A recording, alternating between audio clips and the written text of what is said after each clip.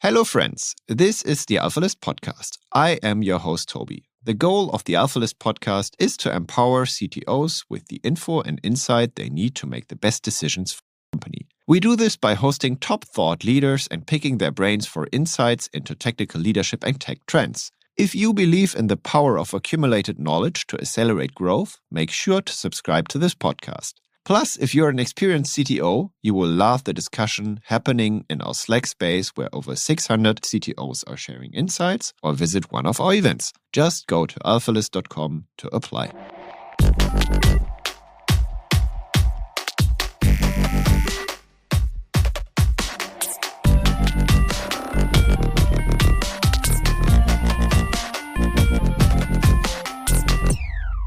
Welcome to the AlphaList podcast. I am your host, Toby, and my guest today is a German guy called Max Deichmann.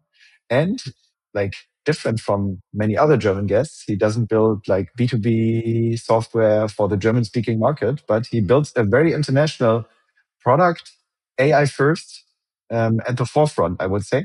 One of the rare, I would say, deep tech companies, if that term still exists, or AI native companies that I saw recently coming from Germany. He went through an absolutely crazy ride, was acquired by ClickHouse recently, as many of you or some of you might have noticed. And beforehand, went like crazy zigzag growth path to where they are now. Yes. Max, I'm super excited to have you here. Yeah, thank you so much for having me, Tobias. Very excited. I hope the introduction was appropriate. Yes. Thank you so much. Okay, very good. So I always start with the same question. What is your nerd path? Like, how did you get into computing and why? Yeah. Back then, I studied business actually, and then realized that mobile apps on the iPhone are super exciting, and just started with friends building mobile apps really because we thought there's so many cool things to build. And this is how I ended up in engineering. I did this online course by Harvard. It's called CS50. It's like free and online. So I learned the fundamentals basically on a semester abroad in Singapore, I think, at the beach. Okay. And then you decided to study at one of the best universities for IT in Germany, or IT computer science, right? Yeah, like I went to Technical University in Munich. This was great because you can go there, take technical courses, even if you have a business background. And then also ended up in CDTM, where I met one of my co-founders, Mark. And you still look quite young. You're like 33, beginning of 30s yes. or something. Or yes. Wow. Yeah. Yeah. So you hit the right spot straight away. Went into like a crazy business, a crazy direction, and were then acquired. Like that's straightforward, right? Yeah, this was never the plan. We started building Langfuse, and the traction was really, really good by the end of last year. And the goal was never to sell this quickly or something like that. I also believe that if this is the goal, like selling something quickly, then probably it's really hard to achieve this because you really need to care and really need to think long term about what you do. But yeah, then the opportunity came up, and it made so much sense to us that we then decided to sell to ClickHouse.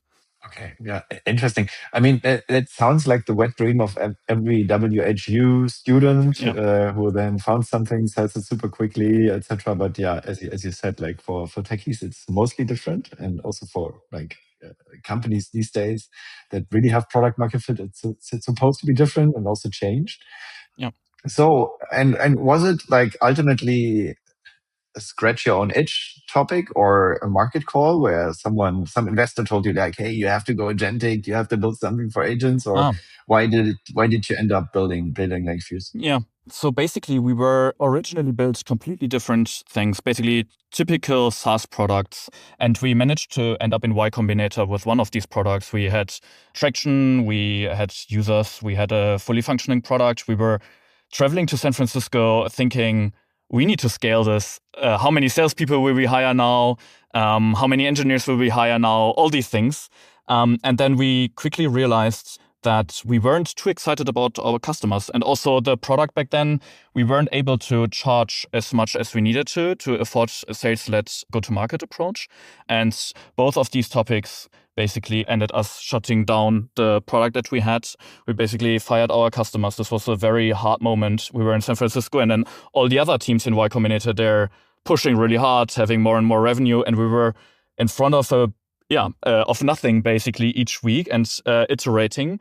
And then at some point, OpenAI released ChatGPT.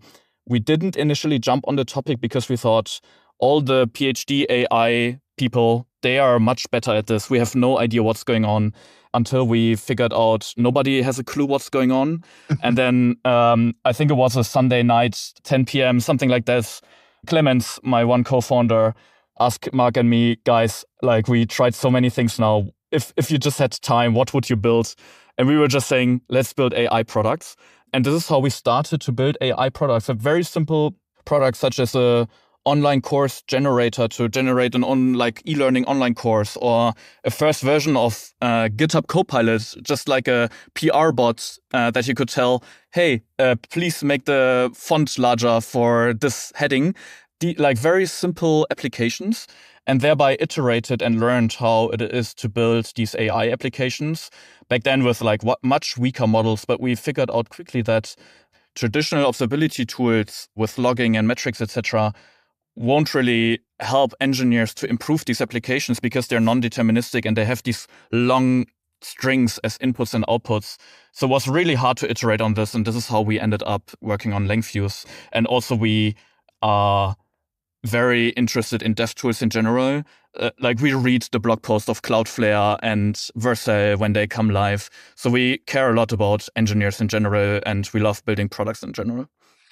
And your product generally is kind of a deterministic, not workflow engine, that's the wrong word, yes. right? But the deterministic engine to build AI agents, right? For engineers. Yeah, it's basically we call it an LLM engineering platform. It's basically a tool for engineers who want to build agents, and they need to iterate these agents to make them better. Just as an example, you could be an engineer and you want to build a customer support agent, for example. Before you go to production, you probably have 50 support cases that you already know from your support team. And before you go to production, you want to already test, how does your agent perform here? Maybe you're missing some tool calls. Maybe you should adjust the prompt to make it better performant. And so we built basically experimentation tooling to test this before you even hit production. Then our users, they go to production. Then it's more like a traceability product where you see what's going on in production while users use it. And then we have something that we call online evaluations, where whenever users use it, we help our users to evaluate what happened. Maybe a new customer support question came up that the agent is not able to answer properly, and then you want to be alerted about it. You want to know that this even happened, and then you want to take this additional low-performing support case, and you want to again offline experiment, basically the engineer on the machine, on the laptop, take this production example, improve the agent, and then ship again. And this is basically the loop that we are working for. So it's basically traditional observability enriched with workflow tooling to help engineers building these applications. So some sort of like an audit log and a trace for every single request that goes to the agent. And I guess cost tracking, etc. also implemented, model selection implemented, and then really like an end-to-end solution to start with developing to go live, and basically individual conversation. Awesome. Yes, exactly. We track technical data, but also lots of business data. So technical data such as latencies, how often do you call a database? These sort of things that are more infrastructure metadata, I would call it. But we also track lots of business relevant metrics that you would rather usually more find in some sort of a data warehouse. You already mentioned cost tracking grouped by models that you're using, but we have users that do their billing via Langfuse. They want to see how many AI tokens were consumed by their users, and they may have usage-based pricing, so they use our APIs to fetch the tokens consumed by a single user to then charge their customers. So it's a wild mix of business and infrastructure metrics. And it's open source? Yes, it's open source. This was a early decision. We went open source from the get-go. We thought if we build for engineers, it should just be open source. This felt so natural for us. And it helped us in so many ways that we couldn't anticipate. So the branding aspect of it is the obvious one where we thought about, this will help us a lot. And it did. You could just, enterprise engineers working in a large enterprise, they can just take our product, test it out, run it in their environment without going through procurement. So this way, we have lots of adoption of the product, which is for free. But at some point, they will come to us and reach out, and they want to use Langfuse Cloud because it's way more performant, etc. Yeah. But it also helped us in a way where our users use the product in each and every way. By now, our product is so hardened because we ran into each and every edge case, and we get reports, bug reports on GitHub on a daily basis. There's so many of these, and they're directly routed to our engineering team, which is then taking a quick action. So both of these have been very helpful for us. I think it also makes sense if you look at the pace that the world is turning at right now, especially the AI world, that like for then a native AI tool, you have to somehow differentiate, right? I mean, like the big vendors are also producing software like crazy, right? And also now agent frameworks, like I know OpenAI is most likely going to release something, Anthropic already released something, and then observability kind of makes it a technical tool. And I think this kind of is a nice sweet spot that like people don't want to be locked into like one vendor. Yes. And also want to have transparency on what is happening. Yes. I find this quite a good choice. Exactly. There's currently OpenAI and Codex, but there's also Gemini, and like best models is like changing on a weekly basis by now. You just want to swap out and try what's the best for you. And this is why being vendor agnostic is super helpful. And then also circling back to the acquisition, ClickHouse is open source. We are open source. It's basically the same market we are selling to. This basically opened up this acquisition in the first place. If we would have been closed source, this would probably not have happened. Yeah, I can imagine. And adoption would potentially not have happened, right? Correct. I think like people really look critically at what they buy these days. And maybe they don't see an open source tool as straight away something they have to buy, but something they can try out and play with, right? Especially for engineers, that's quite important, I think. And this gives like a good, like, let's say, portion of trust that people give you straight away if they see that, right? Yeah, basically our go-to-market motion was really branding, adoption by engineers, trying it out on a weekend on a hobby project, just Docker Compose up on the laptop, and then bringing it to work basically and proposing this as a tool. And then maybe in a larger organization, a manager reaches out to us and they want to procure like a enterprise deal or something like that. And thus, we don't need to do a lot of outreach to land sales. Basically, our sales team consisted of my co-founder Clemens and Akio. It's basically 1.5 people, mostly processing what came in by people that are already interested into our product. So our go-to-market in terms of sales was very, very cheap. And this helped us to grow quickly with a small team. Mm-hmm. And you then raised angel money, I guess, and seed? Yes. We raised from 3 investors, Y Combinator, Lightspeed, and back then La Familia. They are now GC. So we did our seed round, basically, and that's it. Okay, cool. And then you just originally planned to raise Series A in December, I think, and then ended up selling, which doesn't sound like a fire sale. So it was really this moment where Mark Clemens and we were sitting together and we were thinking, our engineering team back then, we were about 5 engineers. It's way too small for what we're building. It's SDKs, UI, like a data platform in real-time processing. I don't know. I think it was back then probably 40 terabytes a day per production region. It's like lots of scale. And we were a tiny team. And even though, agentic coding is picking up, we still need to scale the team. And for that, you do need a bit more money if you want to considerably grow the team.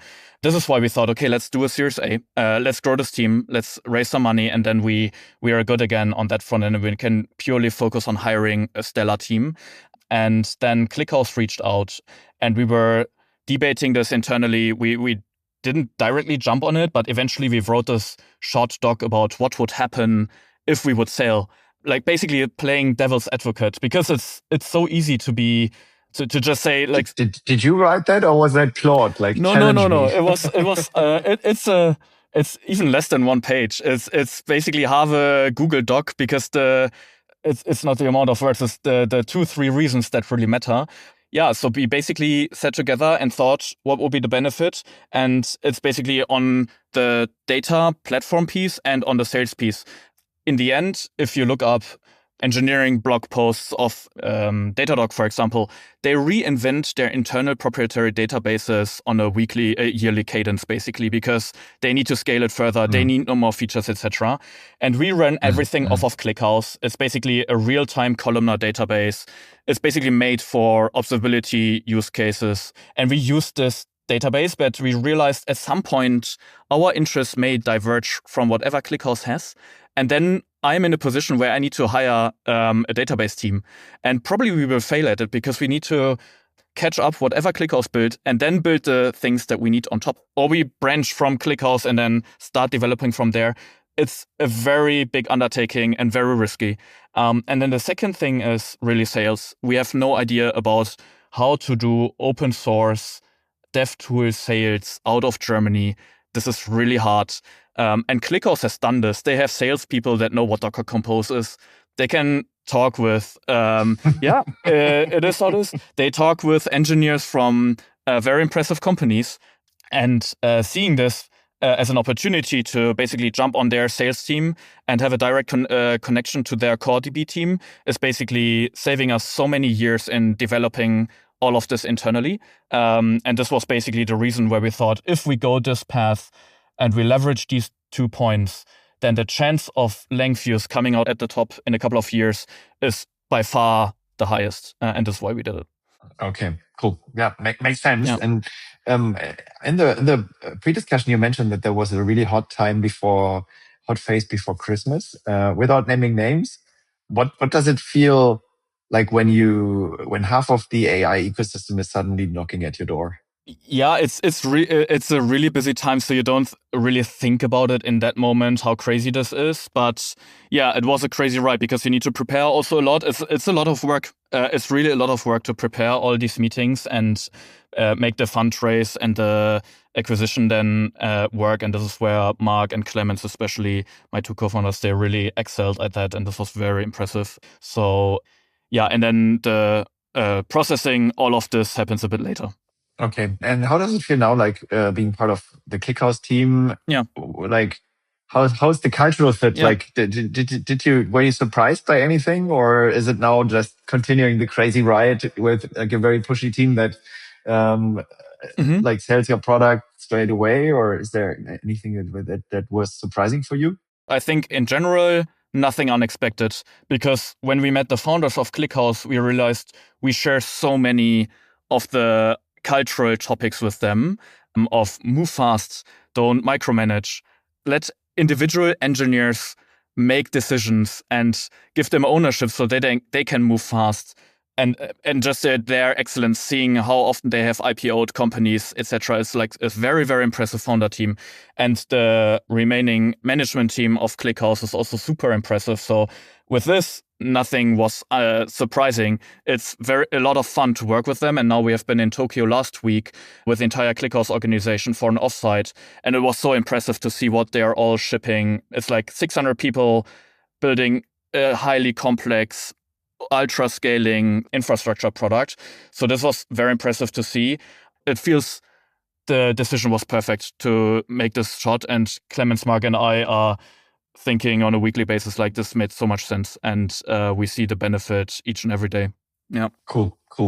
And did your approach to work also change? I mean, you're like a German team. Yeah. You're partly like YC exposed. Potentially, you were already on a like crazy productivity mode where you work like I don't know 16 hours a day or something. Or like how is that your view on that these days? Like, I think there are like two different perspectives. One is like, hey, AI makes us so much more productive, like we don't necessarily have to work 16 hours. And the other one is like, work 16 hours or die. Like, how do you see that? Like, how did that change for you? Honestly, it didn't change a lot. For, I think, the engineering team, basically nothing changed. We're still a small team. We are still understaffed. We still have huge scale, growing about 20% in terms of data intake each month. This is still a lot to build, and our users are demanding so many cool features. And I also think it makes so much sense to build these features. So it's still a high velocity environment where we need to push. It's not that ClickHouse is now sending us an engineering team and telling us you can relax now. No, we need to hire our own team. We still make our product decisions and need to move really, really fast. And then for agentic coding, this really took off since Christmas and models became so much better. I think the velocity per engineer is increasing, but it's not in a state, I would say, where I'm waking up in the morning and it's just done and I can merge a major PR. There's still so much to review and understand of what's going on. I think this the next step is to understand how to really review things and make sure that they don't blow up in production because an unperformant SQL query is shipped or some design patterns are not implemented correctly. These sort of things. So like an engineer still needs to take the time to really understand what happens. So it's not in a world where basically everything is for free and we can just ship at ultra speed. It would potentially also be boring, right? I mean, yeah. I mean, it's the question like, like how does like building products work in the future, and is there actually like a software development life cycle where you just write specs and you get the result in the morning? I'm not sure. I haven't seen that really in the wild. Like, I think it's an interesting idea or good idea, but I mean, you somehow accelerate from A to B. And I think the exploration partly has to be also something that you do in a loop, right? Yes, but it's also heavily AI enabled. I mean, we get so much user feedback on GitHub discussions, for example. It's tons of threads. I want to build this. What do my users tell me? And then let Claude Cowork give me a summary of what users actually want.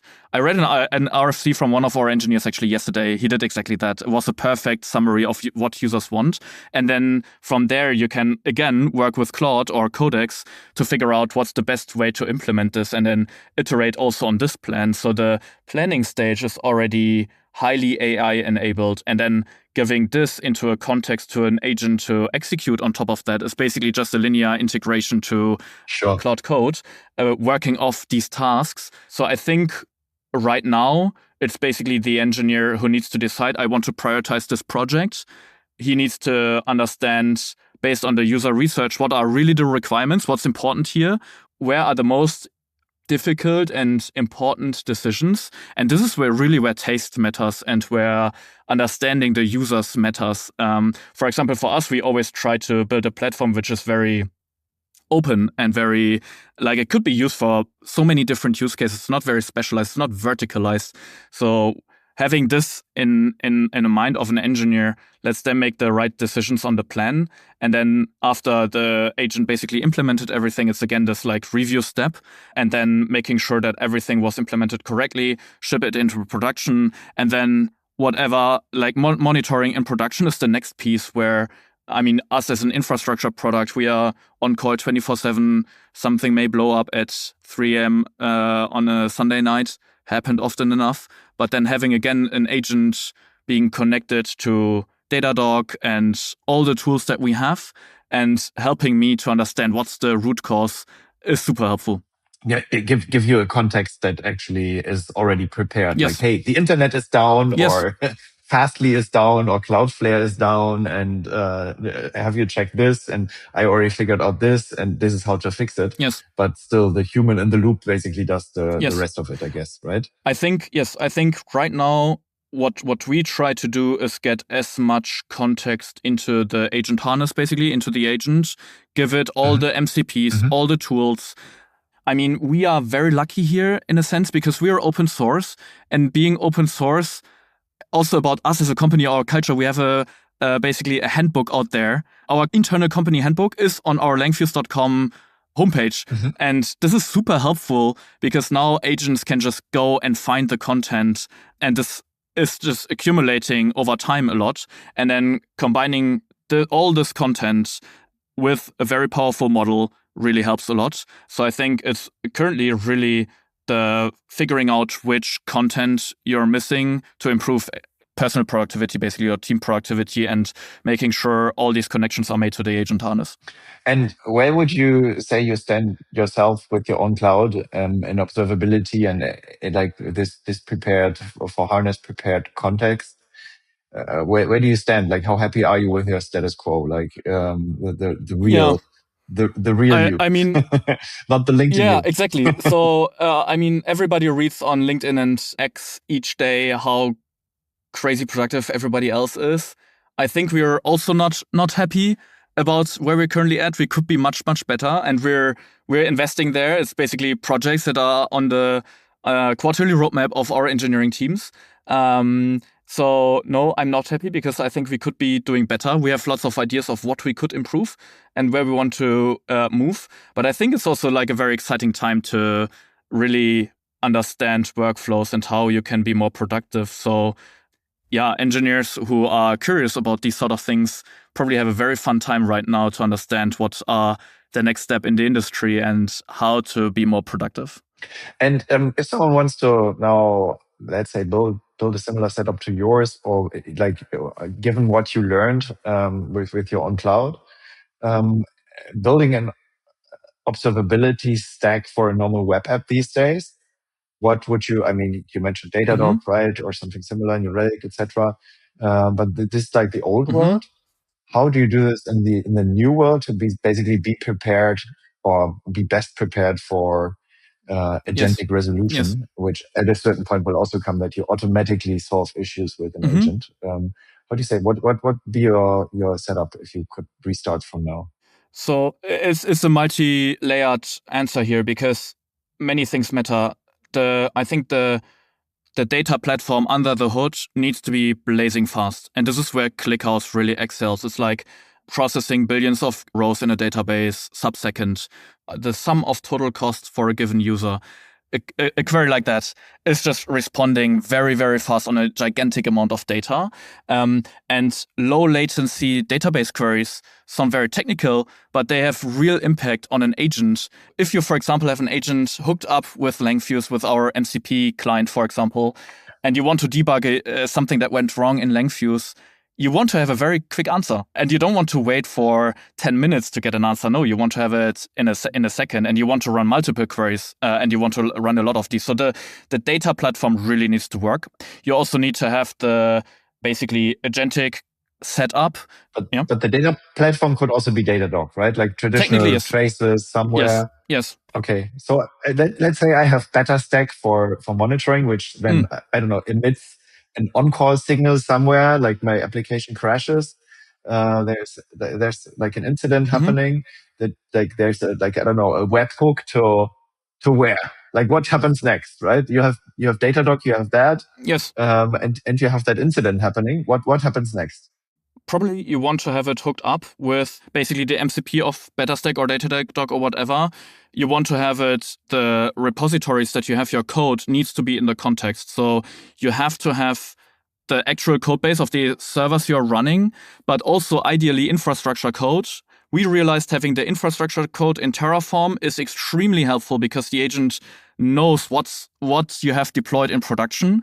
So these need to be in context. So ideally you have a webhook that could do whatever. Like there's integrations to Linear. I think Linear could be the workflow engine for this of the future, where you just create a Linear ticket off of a Datadog alert or some of the PagerDuty alerts. Or a GitHub issues ticket, right? To keep it even simpler. Yeah. And then from there, basically you launch a Codex session or a Claude code session to start the investigation. In a GitHub issues from some repository. That's like an observability repository for your setup.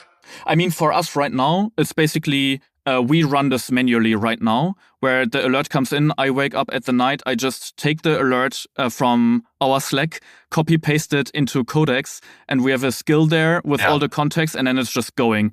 I'm waiting. So I'm could now start, and this is the next step that we need to take, is basically having a webhook and fully automate. So when I'm getting awake, I'm opening up the laptop, I already have the first investigation, so I don't need to wait. And then from there also start also like a fixed proposal would also be the next step. So to stay with our imaginary setup, there would be like a dedicated, let's say, AI context repository, which kind of describes what your company does, describes all the MCP servers that it needs, and then gets like a GitHub Actions a webhook, triggers some workflow that then collects the context, like starts codecs or whatever you harness you use, right? Starts codecs, collects all the context then, and basically fires then or wakes you up at night in the next step because it can't resolve it itself, or sends you like a Slack message. Hey, do you want me to resolve it? Yes or no, right? This is what I would do. What's our plan currently is run more on EC2 instances, basically having a server running and loads all the context in there, Cloud Code, MCP server, skills, everything goes in there. And then you basically have a standing server that you can just, should receive the webhook of this is going wrong. And then the engineer should be able to connect to the EC2 instance, see in there the investigation, but then also be able to start a fix in the infra repository or the app, one of the app repositories, to then have a fix live in production as soon as possible. The GitHub action is nice because it's very easy to configure, but it's basically stopping at some point, and then you need to do stuff. It's stateless. So having basically an EC2 instance, which is basically completely isolated and just let Claude do whatever it wants in there, is probably the best idea. And the setup we just described doesn't include Langfuse at all, right? Yeah. Like where comes Langfuse in? Like why do I need Langfuse in addition? Do I need it for this setup at all? Yeah. So basically, we just talked about our setup of how we monitor our infrastructure. But if I'm now building an agent, and this is our Langfuse future, is to build an in-app agent where we want to render custom UI based on whatever a user currently wants to have. So say, again, circling back to the customer support case, maybe someone complained, hey, I just got a really bad response here for this use case. A human agent needed to take this over and get it over the line and save it. This could also be dispatching a webhook and then start to interact the same way we just discussed it with Datadog, interact the same way with Langfuse, where you have all these prompts in there, understand which tool calls were used by the agents, etc., and then basically do the same loop of trying to improve the agent off of the negative feedback that we just got. And this is basically the same use case and the same loop, just for engineers building these agentic applications. Meaning that you would not necessarily need Langfuse for this incident agent, but whenever you want to go deeper or whenever you think for the incident agent, there needs to be a human in the loop, right? Like you basically describe a workflow in code, I guess, and then you say at this step, I want to do this and this. And if A, then involve a human. If B, then go straight away. And this is what you would do in Langfuse, and the agent would be powered. Or not? You look skeptic? So yeah, it's a complex word. Maybe for this one use case, again, talking about this customer support case, maybe someone asked something completely new that we never used or optimized our agent for, and maybe the context for this use case is completely missing to the agent. So then the action would be prepare this context, and this could be again like a agent preparing this, or the human realizes, oh, I need an additional MCP server, or the MCP server needs additional capabilities, and from there then the engineer is looping and basically coding improvements to the agent, going to production again, and then monitoring with Langfuse again. So the Langfuse monitoring is really about how good is my agent currently working. It's less about this one EC2 instance just died. Many of our users are using Langfuse in parallel with traditional observability to understand these infrastructure topics of my database is just going down. And we are more focused on the quality of the agent. Yeah. And this then often is less the traditional observability, but observability around some agent use case, like, hey, I want to automate my customer support. Yes. I want to automate, I don't know, let's say my whole customer outreach and my sourcing engine, etc. And this is what you would do with Langfuse, while observability potentially, traditional observability potentially, not really, Yes. right? And this, I think, like really pushes me to like a question that if you open LinkedIn, you think the world is already at 99% agents, right? From your perspective, that like the non-LinkedIn version, where do we actually stand with agents in production today? And like like how many companies are really succeeding there already, and where do you stand? Where does the world stand, Yeah. from your perspective? So it's obviously picking up a lot because just the models get so Sure. much better, and we are also iterating on how models get context. So things get much better. I think in terms of products, there's lots of products from our customers that are super impressive, that are client facing and just work really, really, really good. So there's, for example, tools to find really good candidates for our engineering hiring with AI, and they're so much better than all the traditional tools out there. And they find me based on a text description or a voice input, find me extremely good candidates. And these tools work extremely well, and they're, I think, have also tons of traction. So these use cases exist. And then also lots of internal operational use cases exist. So lots of enterprises have manual workflows that you could just automate with agents. These use cases exist a lot. This is where we talk a lot with enterprises about. And then there's also less agentic use cases, but very high volume use cases, such as scanning invoices, for example, and extracting data out of invoices at gigantic volume. These cases exist as well and are now extremely good. And you don't need to fine tune a model on your use case because you, I don't know, have Japanese invoices or something like that mixed with English ones. No, it's just working incredibly well. Yeah, those really narrow use cases that, Yeah. like you mentioned, flagging invoices or doing customer support in a SaaS company, etc. That this is, I think, doing customer support potentially is not yet there. Yeah. I don't know, like, but it's what I feel like. I think for us, customer support works extremely well. We have 2 guys doing customer support, and we have an basically agent that is doing first level customer support for us. And I think it's about doing about 10,000 conversations a week. We would never be able to do this type of support with 2 people.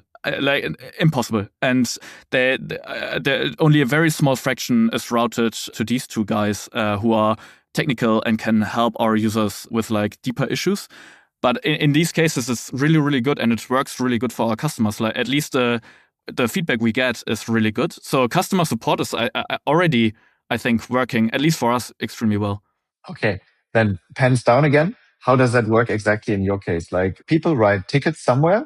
Is that GitHub issues, or is it email, or is it multi-channel? It's multi-channel, but the AI automation, we have it in GitHub, and we have it in our in-app support chat. So we have if you log into langfuse.com, there's a small support button. You can hit it, and then you have a small text box, and this is where our agent works. And then you can also hit a small button like talk to an engineer, and then you literally talk to an engineer. So yeah, this is how we do it. Okay. And that's all proprietary, self-built, even open source, or? We use a vendor for this, but again, we made sure that this vendor has all the context. This is where open source is extremely helpful. Our code is open source, so it's like accessible by an agent.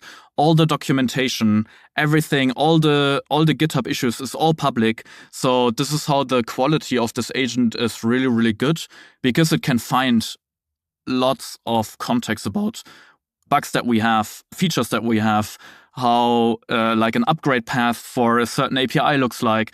These are all like fully documented, and it's out there, so easy for an agent to produce a good answer. Okay.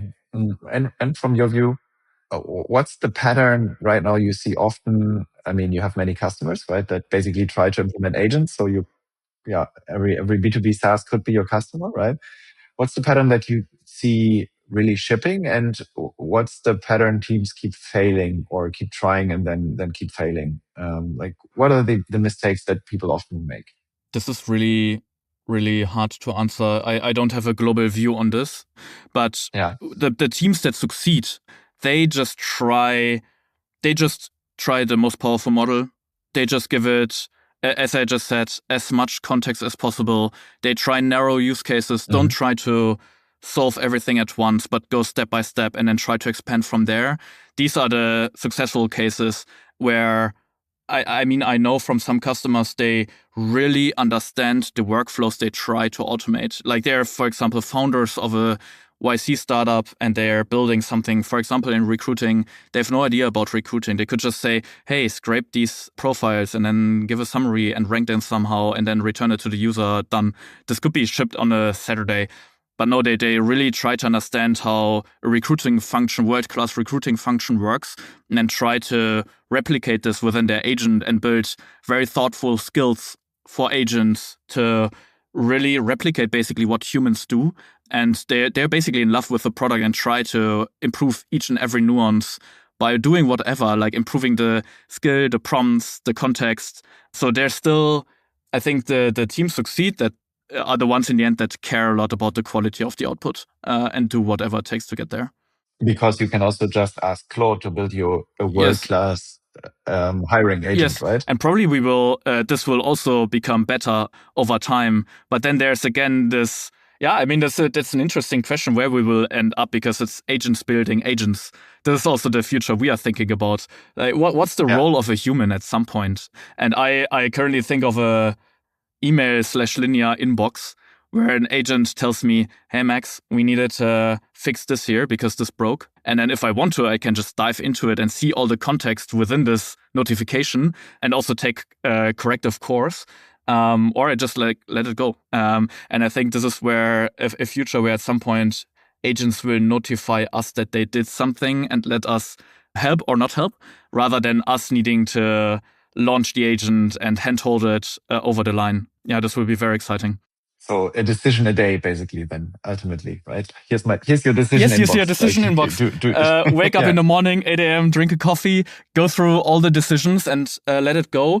And then like if coding also becomes so much faster and it's basically the parallelism, right? So you can just like work on 100 tasks in parallel and then we're bound by compute from OpenAI and by the amount of like basically attention of a human to make decisions if the agent says, I want to have a decision.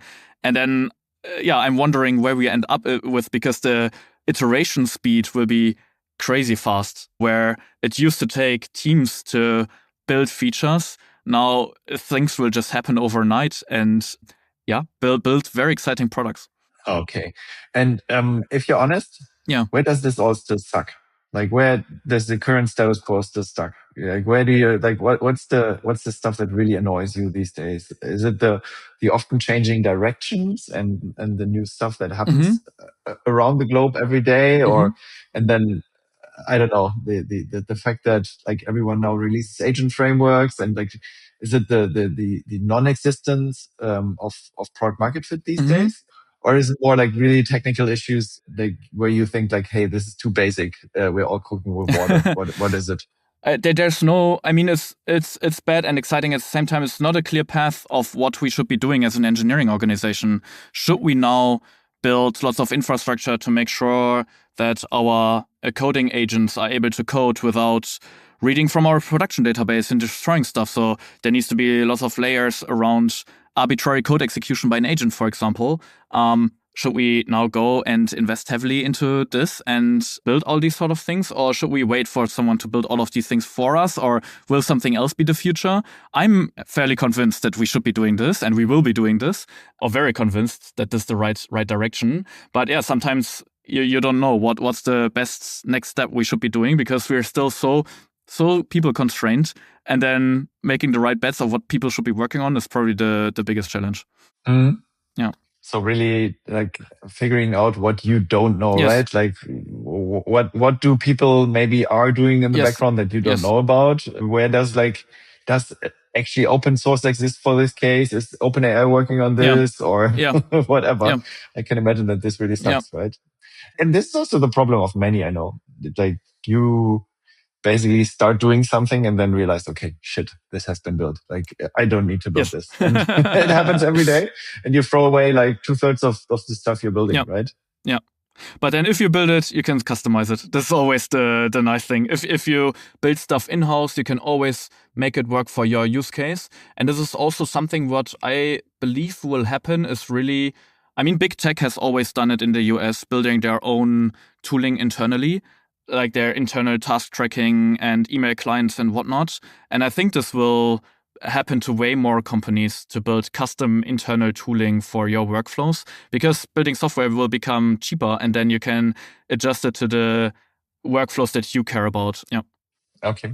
One little case study that I have for you, like in a real life case study, maybe like slightly, I'm slightly lying, but like parts of it are Mm-hmm. real.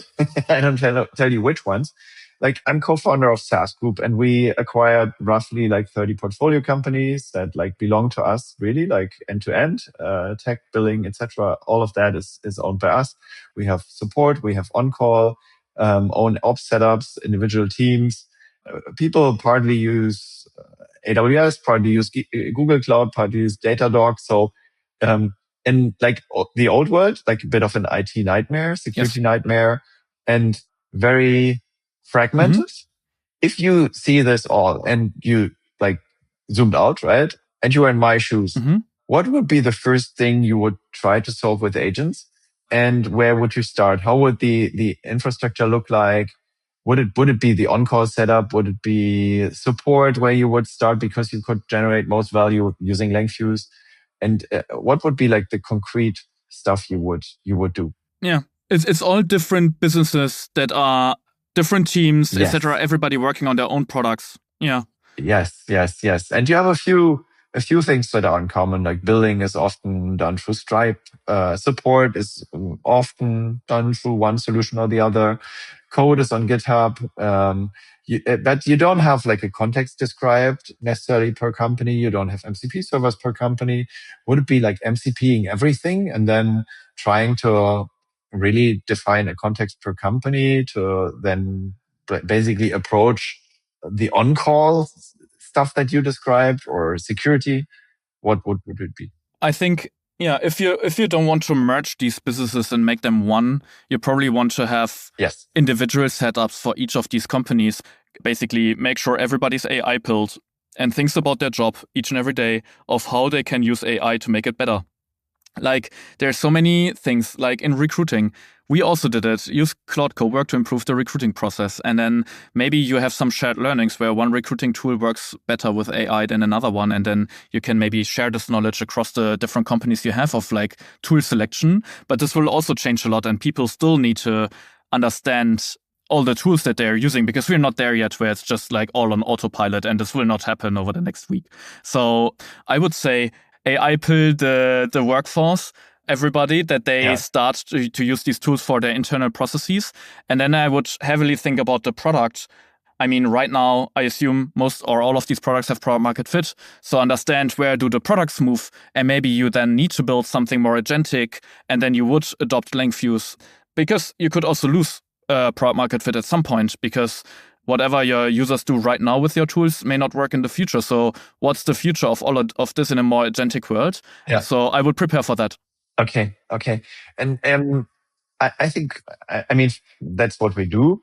There are some things that you could still provide to every company. Like, I mean, having those Mm-hmm. individual teams, right? Having individual engineers, individual support people, etc. There's still some central baseline that you can draw. And I think like on calls, for Mm-hmm. example, would be something, or this, let's say, knowledge about building an agentic on-call process, right, is something that you can infuse. Also, like really raising the bar to a certain extent when it comes to like SLIs, SLOs, etc. Observability is something that you can do really, and then support, etc. I think there are agent cases, right? And there's also the translation problem between like central people that work for the central Mm-hmm. organization and the individual organizations. And I think also there it kind of makes sense to describe the Yeah. context in some repository and ship it, right? I mean, there's two pieces. It's like one thing is the workflows, like how do you stitch tools together so they work well in an agentic world. I think this is mostly easy because there's so many tools that help you stitch together tools, or you can build stuff in-house. So stitching together tools should be rather simple. And then the big question is about the agent MD in your code base. How high quality is the agent MD in the code base? And it needs to be super custom to your application. What are the common error scenarios? What are the edge cases that users run into? Where do you have scaling problems? What is your design system if you build a new feature? How should it look like? This will be very different for all the different products in the different companies. Thus, I would say these pieces need to be highly specific for these applications, for the customers, how everything works and how the product works. So yeah, and this needs to be very specific, and the people working on this need to maintain this and improve it over time. Okay.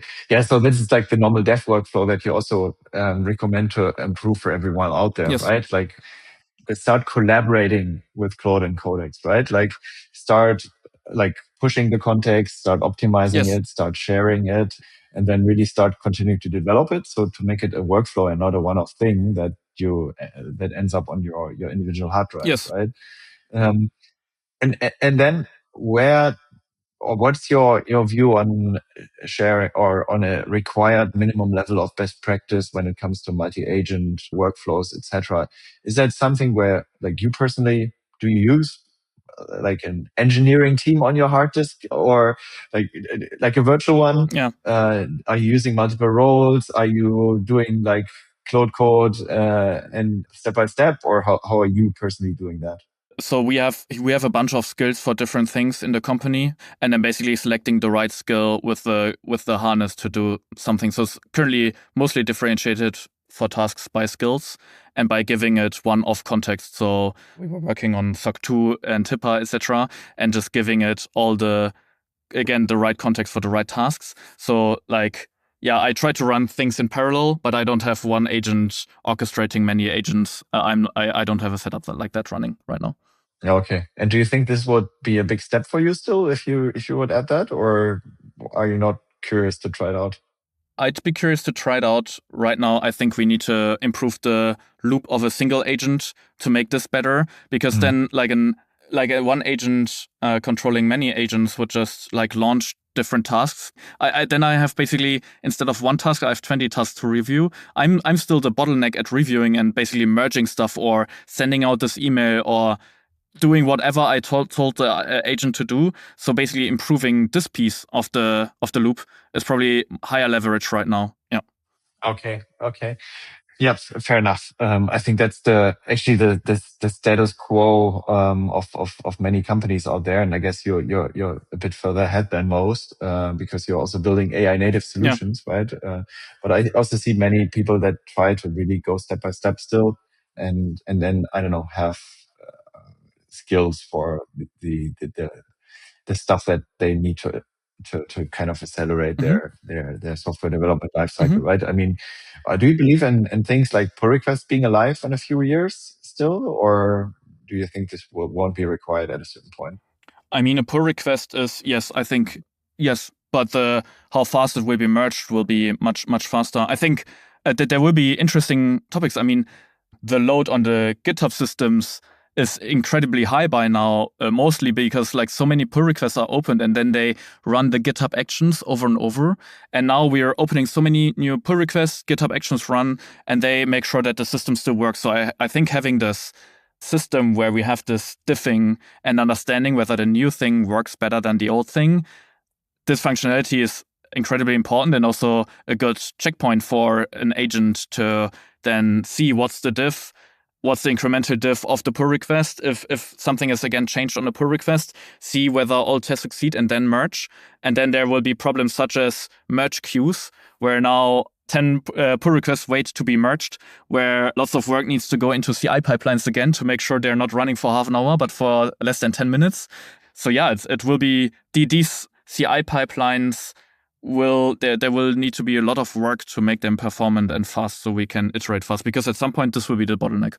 This will be the bottleneck, right? From engineering capacity to like then the whole rest of the workflow, and then ultimately to decision at a certain point, right? Yes. As we Yes, debated. decisions, taste, and then merging stuff and get it live. Do you think, what's your perspective on UIs? Like, I mean, looking at our portfolio, I want to encourage people to maybe step back a little and don't be in love with their UI. Do you think this is gonna come? Like, do you think there's the future without UIs, or? Heavily debated in our latest roadmapping discussions, because if I look at our roadmap, we built traditional UI features such as make filters better for users to navigate quickly. And then we also have this in-app agent, which should be able to render custom one-off UI for customers. And then we have the discussion around MCP servers, make everything headless, basically. Just use APIs for everything, and then let the ones who just want to navigate Langfuse with skills and Cloud Code, let them succeed and make them never log into the product. And I think kind of everything of this needs to happen, because just let's go through the user journey. Someone wants to start using Langfuse. They don't want to fiddle around in the UI, copy API keys, then read the documentation on how to install the SDK. No, you just want to have an SDK, MCP server, skill, MCP server, and then just let Cloud Code work until all the data is correctly tracked within Langfuse and tracing is correctly set up, and then give the user just a link to the product of like, hey, here you can see your test traces. Do you think it makes sense? And here are the costs, and here are all the metadata that are already ingested, and then giving a custom link to the user who can hit it and then go in a pretty UI. This UI could be one-off or like a general UI. So the UI piece is still important, because also maybe users don't spend that much time in UI anymore. So then having a very intuitive UI that's easy to navigate will still be super, super important. And then the last piece is around agentic workflows within Langfuse, where you could, for example, say, I want to create synthetic data sets within Langfuse, like basically test sets. This could be a very complex workflow-ish UI, or you have an agent proposing these based on some questionnaire that it may render one-off for you, and then you just accept stuff it's more than like a chat UI with custom components rendered into the chat, and yeah, that's basically how we envision it right now. Okay, yeah, cool. This is how I also envision it, and I feel like, I don't know, I think it was Gregory Orchik recently posting about design now becoming a super important skill. And I agree, for those like small, let's say, micro UIs that you kind of get in the middle of like chatting to an agent. But I don't know, he mentioned, I think, Airbnb as a design product which people love using. And I slightly disagree. I think, I mean, yes, I like Airbnb. I like the platform, or the venues I find there, right? And I like that it comes with like everything that I need around it to find the right venue. But I'd say if I can automate this process and don't look at Airbnb, Yeah. I'm also happy. Yeah, and you may need to book a train or flight or rental car alongside, and then Yes. it would be great to have like one UI for the entire trip to see what you're actually planning there and how everything matches in terms of timelines. So yeah, and then like all these tools would need like some API MCP setup, and you would need to have the capability to build quick front ends one-off for the case you're interested in. Yeah, you basically want a journey registry where all the MCP servers are in, or all the CLI tools that you need are in, which then basically books the train, books the venue, etc. But I think for many companies it's super painful to, and I can imagine that if I was Airbnb, for me it would also be painful to say, hey, I let go this just for a better tomorrow. Mm-hmm. It's painful. I called myself a design company, but maybe now it's no longer that important. And I want to give people still the best results and the best venues possible. And that's my job, and not necessarily the best UI around it and the best faceted search, right? Yes. I think, yes, and this is how I think companies will change and will have to change, because just everything will change of like digital products. And I totally agree with you. You can't try to force your users to use the platform you intend them to use it. Let them do their thing. But maybe we're also a bit nerdy, right? I mean, we're like, we're deep down, right? And I think many people still maybe, I don't know, maybe for your girlfriend, it would be different. And she still values the experience on really searching on Airbnb and doesn't love chatting to Claude. So this will be a process, I assume at least. Like, I don't know, I can't imagine a world, but where this won't be the case in a year. Yes, agree. Like there will always be some default UI that people enjoy and love because it's also a brand and it's thoughtful and well used. But again, like closing against the idea and shutting down the idea of being more open about it, I think is also not the right way. So probably it needs to exist both in parallel. Okay, agree. Then, before we come to the end, one maybe recommendation from your end. I assume you treat it quite similar to like the agent kit that Vercel released with like some open examples. Do you have some good examples where like if people wanna dig deeper, that they can check later on to basically start with using your product? I guess you have, right? Like, what's the best example you can give to people that they can that I can link in the show notes and people can later on check then? I think what we did is basically you can just go to langfuse.com/demo and you can just and there's a small chatbot that's basically on top of all our context. You can chat and you can ask like how to use Langfuse, why should I use it, etc. And then there's a small button, login, and you create an account and you can basically see this demo project where you can see what happened. So you can see the traces of the chatbot you just used. You can see LLM as a judge, like evaluating whether the answer was good or not of this chatbot. So it's a very easy way to interact with the product and see what's going on there. Okay, so try the demo. Yes. Quite easy. And then, little surprise from my end, I spoke to your co-founder, Mark Klingen, and he told me about a hidden Easter egg in Langfuse. So I don't know if you knew that, but if you create a trace with the timestamp from before Langfuse existed, the system actually pulls you to that very moment in time. And we now imagine that we go back to the year 2014 when you were still studying at TU Munich, I think, and you're building iOS apps, and you can't imagine what might happen in a few years. Like, what would be the one sentence that you would whisper into your younger self's ears? Be curious and work hard. Okay, but I think this is what you actually did, right? So yeah, you don't change anything. No, and enjoy the ride. It's so exciting. Yeah, and buy Bitcoins so that you don't have to sell your company. Yeah. no investment advice here. Okay, cool. So thanks a lot, Max. It was great having you, and I wish you all the success with Langfuse, and like really looking forward to observe your crazy ride, and hope to meet you soon. Thank you so much for the time, Tobias. Thank you. Bye. Bye.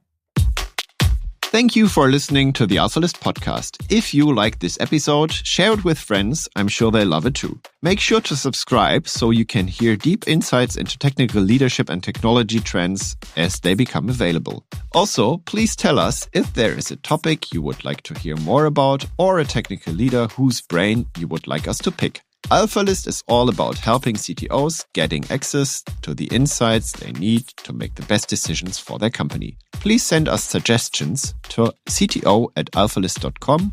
Send me a message on LinkedIn or Twitter. After all, the more knowledge we bring to CTOs, the more growth we see in tech. Or, as we say on AlphaList, accumulated knowledge to accelerate growth. See you in the next episode.